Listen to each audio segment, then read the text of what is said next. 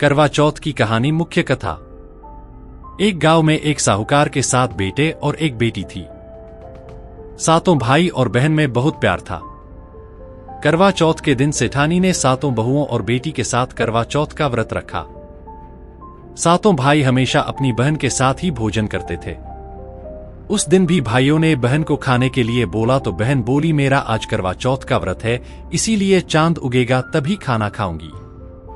भाइयों ने सोचा कि बहन भूखी रहेगी, इसलिए एक भाई ने दिया लिया और एक भाई चलनी लेकर पहाड़ी पर चढ़ गया। दिया जलाकर चलनी से ढककर कहा कि बहन चांद उग गया है, अर्घ देकर खाना खा लो। बहन ने भाभियों से कहा कि भाभी चांद देख लो। भाभी बोली कि बाई जी ये चांद तो आपके लिए उगा है, आप ही देख लो, हमारा चांद तो देर रात को उगेगा। बहन भाइयों के साथ खाना खाने बैठ गई। भोजन का पहला कौर खाने लगी तो उसमें बाल आ गया, दूसरा कौर खाने लगी तो उसमें कंकर आ गया, तीसरा कौर खाने लगी तो ससुराल से बुलावा आ गया कि पति बहुत बीमार है, बहू को जल्दी भेजो। मां ने बेटी के कपड़े निकालने के लिए 3 बार बक्सा खोला तो तीनों बार ही सफेद कपड़े हाथ में आए। लड़की सफेद कपड़े ही पहनकर ससुराल के लिए रवाना होने लगी। मां ने सोने का एक सिक्का उसकी साड़ी के पल्लू में बांध दिया और कहा, रास्ते में सबके पैर छूते हुए जाना और जो अमर सुहाग का आशीर्वाद दे उसे यह सिक्का देकर पल्लू में गांठ बांध देना। रास्ते में बहुत लोगों ने आशीष दिए पर अमर सुहाग का आशीर्वाद किसी ने भी नहीं दिया। ससुराल पहुंचने पर उसने देखा कि पलने में जेठूती, जेठ की लड़की, झूल रही थी। उसके पैर छूने लगी तो वह बोली, सीली हो सपूती हो, 7 पूत की मां हो।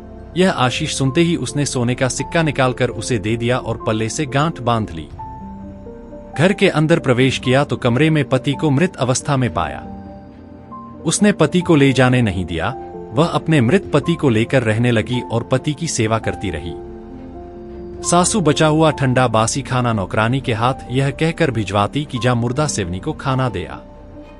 कुछ दिन बाद माघ महीने की तिल चौथ आई तो उसने माता से प्रार्थना की और कहा, माता मुझे मेरी गलती का पश्चाताप है, मुझे माफ कर दो। हे चौथ माता, मेरा सुहाग मुझे लौटा दो, मेरे पति को जीवित कर दो। माता ने कहा, ये मेरे हाथ में नहीं, वैशाखी चौथ माता तुम्हारा सुहाग लौटाएगी। वैशाखी चौथ पर उसने फिर प्रार्थना की तो मां ने कहा, भादुड़ी चौथ माता तुम्हारा सुहाग तुम्हें देगी। भादुड़ी चौथ माता से प्रार्थना करने पर उन्होंने कहा, सबसे बड़ी कार्तिक चौथ माता की नाराजगी के कारण तुम्हारे साथ यह हो रहा है, उन्हें प्रसन्न करने पर ही तुम्हें जो चाहिए वह मिलेगा। कार्तिक महीने में चौथ माता स्वर्ग से उतरी तो गुस्से में उससे कहने लगी, भाइयों की बहन करवा ले, दिन में चांद उगानी करवा ले, व्रत भांडनी करवा ले। उसने चौथ माता के पैर पकड़ लिए और विलाप करने लगी, हे चौथ माता, ऐ नासमझ थी, इसलिए मुझसे भूल हुई, मुझे इतना बड़ा दंड मत दो। आप जग की माता है, सबकी इच्छा पूरी करने वाली है, मेरी बिगड़ी बनाओ मां, मेरा सुहाग लौटा दो, मेरे पति को जीवित कर दो।